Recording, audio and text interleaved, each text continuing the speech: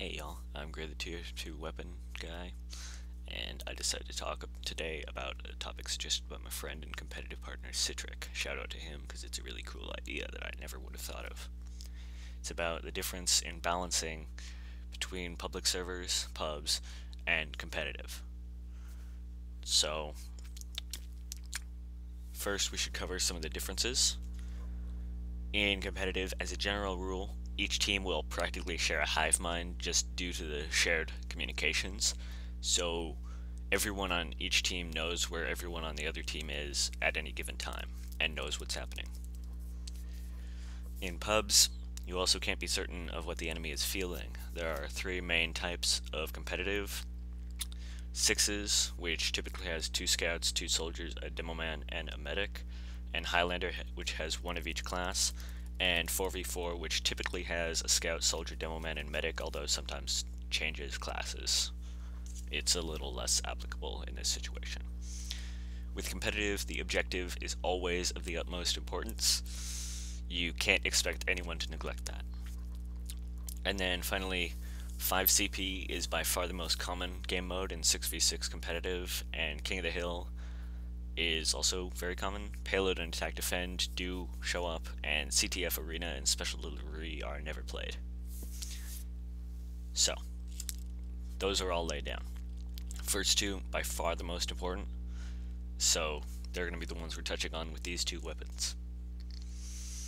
See, the Phlogistinator. It was buffed in Tough Break, and the pub community campaigned so hard that it was finally nerfed.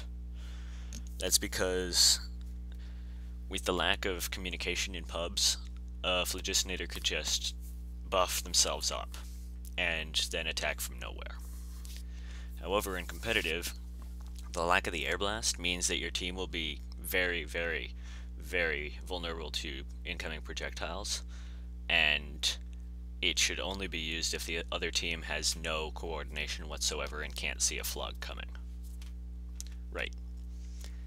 So this is an example of a weapon that is really, really weak in competitive, but really, really strong in public servers. Let's switch over to the Machina. This one made some waves by being banned in the latest season of Highlander, Season 18. I gotta commend Aegis for his work on that. That was a much needed change, and I support it wholeheartedly. Good job, Aegis. See, its downsides really only work in pubs. Since the sniper is so deadly, then the tracer is much less effective, because any team is almost guaranteed to know where the sniper is, even without tracers. If someone on your team sees you, if someone sees a sniper, then they're going to call out exactly where that sniper is. No one's going to look at that sniper. That's basically how it goes. So tracers, not very effective at all. Then that cannot fire unless zoom penalty, that's a little more severe. But if you consider that a sniper is almost always going to be protected by a soldier at the very least, and sometimes the entire team, excuse me, tired, then you know that that's not going to be as much of a penalty at all. On the other hand, this plus 15% damage on full charge is enough to reduce a pyro or a demo man to 2 health, which is just brutal. Even scratch damage at that range will kill them. And then the penetration of projectiles is not as big a deal, but it can punish bad positioning on behalf of the enemies. So the Machina, just because of the competitive setting and what happens, the downsides are much less severe, and as such it's not a very balanced weapon.